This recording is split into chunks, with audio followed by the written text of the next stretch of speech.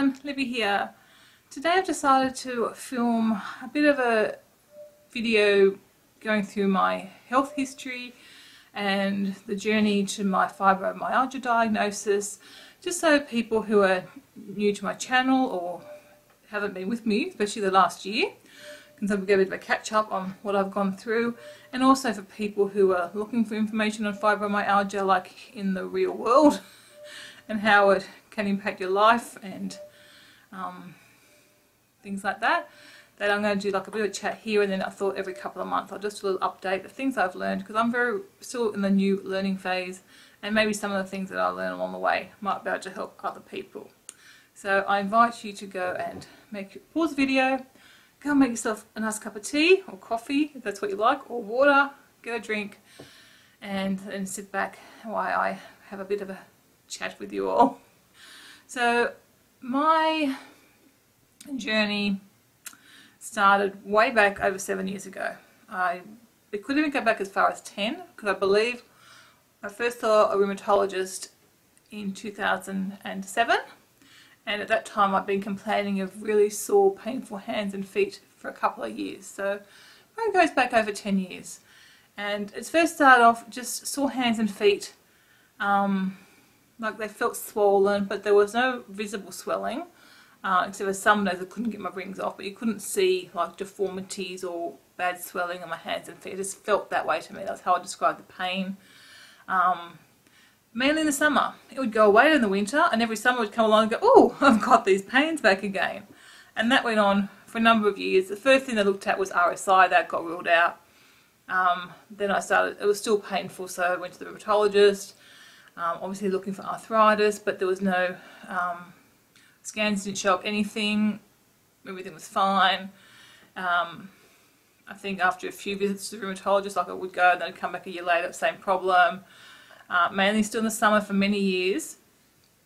And he just sort of said it was non-specific arthritis. He thought it was an arthritis, but it hadn't developed enough that he could actually diagnose what type. I do suffer with psoriasis, and that goes back to my mid-20s. I'm now 43, so yeah, it goes back 20 years of psoriasis, and I think my rheumatologist and myself kind of thought it was going to be arthritis that was going to eventually turn out to be, but I just never got there. I'd see him every year, get more tests, I had bone scans, you know, I've had lots of different things and nothing showed up. And when I saw him, not last time, but the time before, it just had been the same. It had gotten worse, and it sort of was lasting through the winter. But again, there's still no deformities in the bones. There was nothing he could specifically say. Tests all showed up slight inflammation levels, but nothing that he could actually say, okay, that's what you've got. So I've been on Lyrica probably about, I can't remember now, 3 or 4 years. He put me on that to help with the pain. I was on a stronger dose, cut back to just a 50 milligram dose, and it seemed to help. Just in the morning I would take that. So I've been on that for a few years, and that's really all. At the beginning, in January 2014, so just over a year ago, I had been losing a bit of weight. I had been exercising regularly. I was reasonably fit, let's say. I was eating really well. I was eating a very, very low sugar diet, processed sugar, which I find works really well for me. So eating super healthy foods, doing all the right things. And then I'd been on a holiday, and I'd gotten really quite fit because I was doing hill walks and things like that. Come back felt really amazing actually, because I also had got through Christmas and that holiday without binging on sugar and eating out of control. So I was probably like mentally and physically in a really, really good space. And I came home, and 2 days later I went to do my normal little walk down the road, and I walked down a hill and was puffed and out of breath. And I struggled that whole walk, and it was just, I felt like I couldn't breathe, like the shortness of breath. I had a bit of chest pain. It was just absolutely horrendous, and what on earth happened? Like, it was just so different. When 2 days ago I'd been walking up these hills and feeling amazing, and I couldn't do a little walk around the block basically. And that sort of went on. After a few days the shortness of breath hadn't gone away, I went to the doctors. She immediately did testing for a blood clot, because I have had a previous DVT. post cesarean, so nearly 16 years ago, and that was fine. Obviously, there's no blood clot. That was the first thing she thought of, was a shortness of breath. So they ruled out that. Then I had a physical stress test. That was fine. The guy goes, "Oh, you just need to get fitter." And I thought, it's a problem when you're overweight. Everything just lose weight. So all because you're overweight. It's very frustrating. I even had my hands and feet when I first had that carpal tunnel syndrome. That's what the guy told me to. If I lose weight.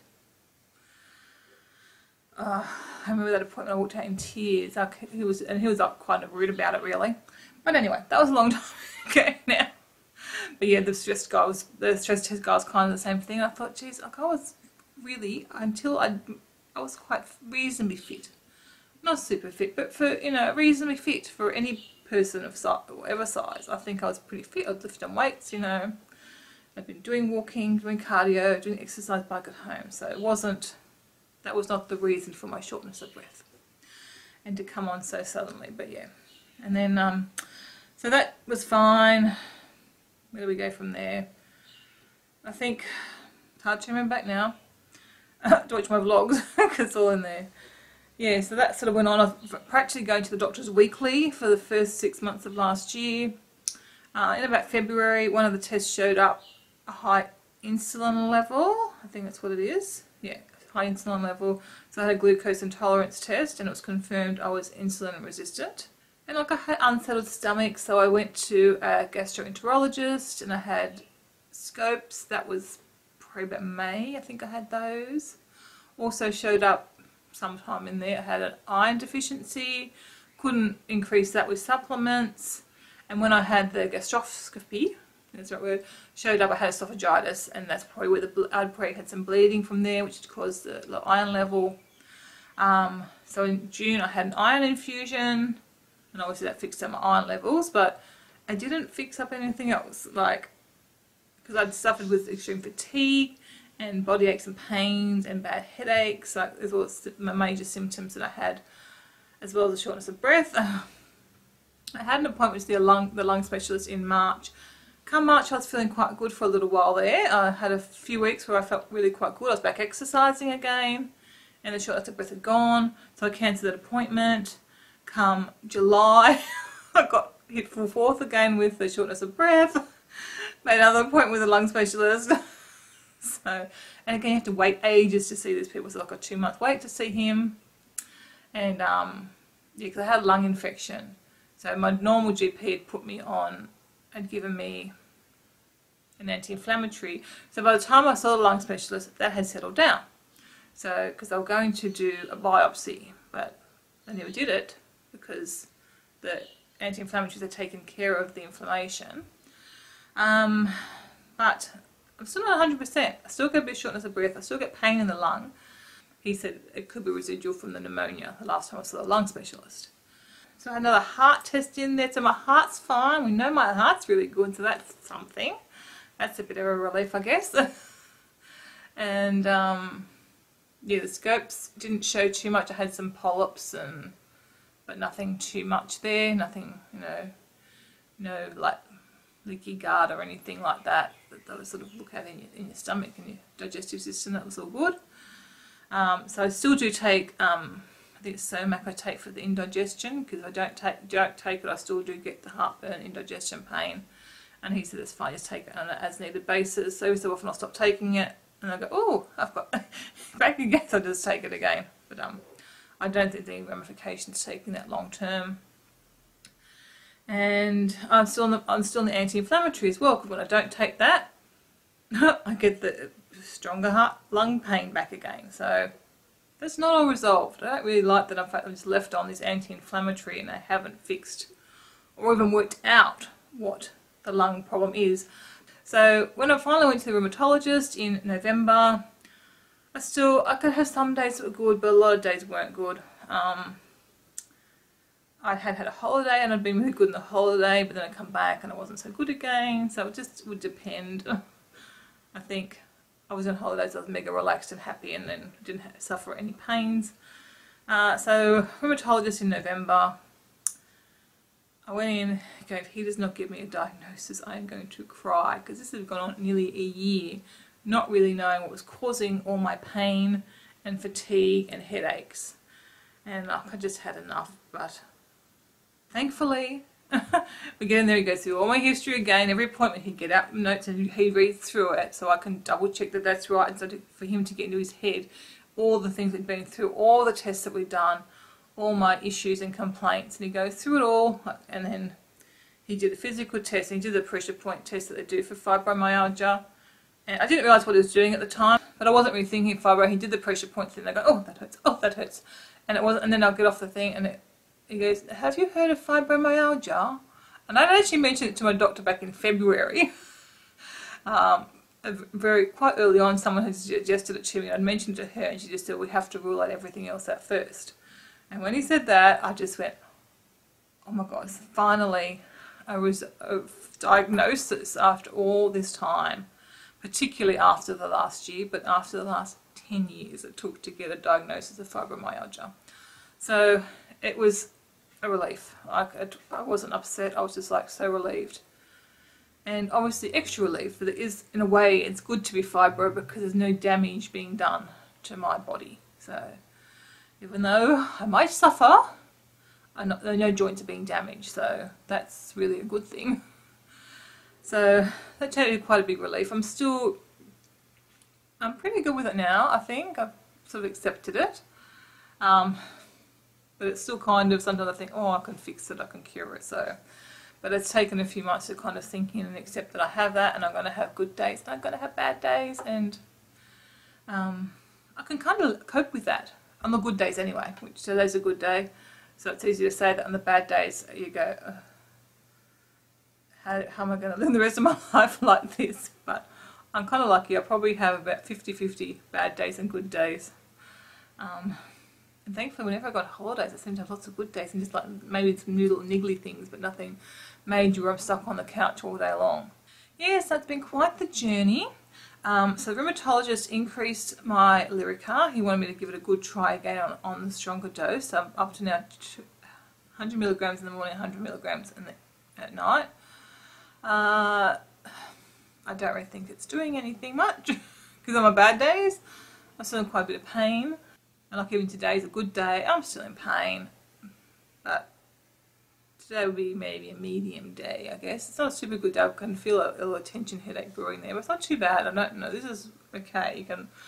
It's so funny because once you've got sort of a chronic illness or a fatigue or pain-based thing, it's all relative. No day is pain-free. Some days you think you are. You might say, oh yeah, I'm not in pain today, and then you stop and think, or feel your body go, oh no, I do ache, but it's just because that's your normal base level now, is a certain level of pain, and you don't sort of register it unless you really think about it. So it's very weird. So, yeah, the pain is always there. Some days are better than others. Today's slightly above a normal day, but yeah, I'm not going to complain because it's not a bad day. Bad days are when you complain. So I think, oh, the other thing is I did come across a lung condition which can be related to fibro. So I'm kind of thinking maybe that's what I have. But I have to get back in contact with my lung specialist and see what the last test showed up. I did give him the name of this thing. It's a really long name, starts with C. I can't remember what it is now. I've got it written down. So I'm kind of thinking that's probably what it is. Had a lot of hair loss. Been going on in the middle of the year when I had a really bad flare. I lost an awful lot of hair. And it has started again. So again, I've had a bit of a flare a few weeks ago now. It's sort of quite bad again, and it sort of started falling out. My psoriasis is also bad, which is always more so in the summer, but psoriasis is usually bad in the winter. Usually it clears right up in the summer, and I've actually got quite a bit of psoriasis around my body at the minute, which is unusual. So that's inflammation as well. So they kind of, I think the psoriasis, the hair loss, and a flare, they kind of all go together. I'm just so thankful I had very thick hair. Because like, you guys are probably going, what? There's lots of hair there. But it's so thin to me, it feels like there's no hair there. Because I've lost well and truly over half the amount of hair I had. Now that it's started to fall out again, I don't know. It had stopped, and I was so relieved that it had stopped. But it started again. But I don't think there's even a lot of regrowth. So I don't know. I guess there are bigger problems than hair loss. So where I stand with my doctors is the rheumatologist is he's given me the diagnosis. He said try Lyrica again, stronger dose. If that doesn't work, he was going to send a letter to my GP telling her another medication I could try, which I think I'm going to have to do, because I don't really think the Lyrica is really, it's not doing as much as I feel pain medication could do, because there are still days, some days I'm in an awful lot of pain. So I think I will try the other medication that he suggested. And then after that he said, okay, it just depends how many good days and bad days I'm having. At the moment it's kind of livable, but if it got worse and I was having like constant flare like I had last year for like months on end, there is another drug. You go into hospital for a week and it's intravenous, and it's actually basically one of the drugs that people take for recreational uses, but I can't remember which one it is. My memory, that's another side effect. Another complication I have experienced with the fibromyalgia is my memory is not quite what it used to be. But yeah, so that's another thing they can do, and that is supposed to like reset your pain levels. So again, it doesn't take all the pain away, but it'll reset. So I guess that it resets that my base pain level down back to no pain, and then when you have a flare it sort of goes up. Instead of going up here, it might just go up to here. So I don't think I'm at that level yet. I need to do that, but he said he's found quite a lot of success with patients having that. Some can go a few years before they need another one, others go in quite regularly, or they'll wait till they get a flare and then they'll go in for it. So I'm just still learning to live with it, learning what I can and can't do on a good day. I need to not overdo it on a good day, so I'm still learning that, where my base day level is of what activity I can do. And it's just depending on what day. If I haven't got much to do, I'll get the dogs out for a walk, and then if I feel better I can do other stuff and potter around.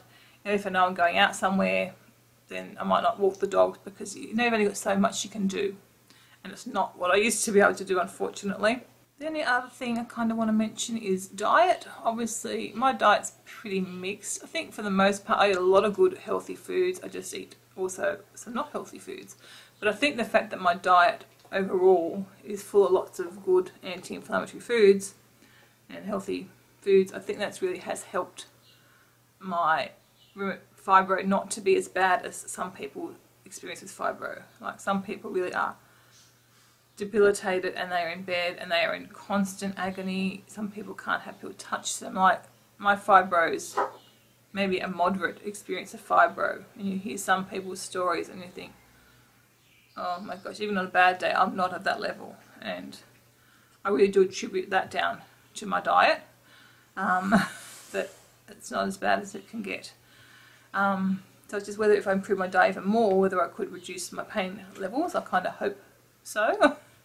And that's sort of something I am working on, and I'll update you next video what I'm doing and how I'm going in that regard.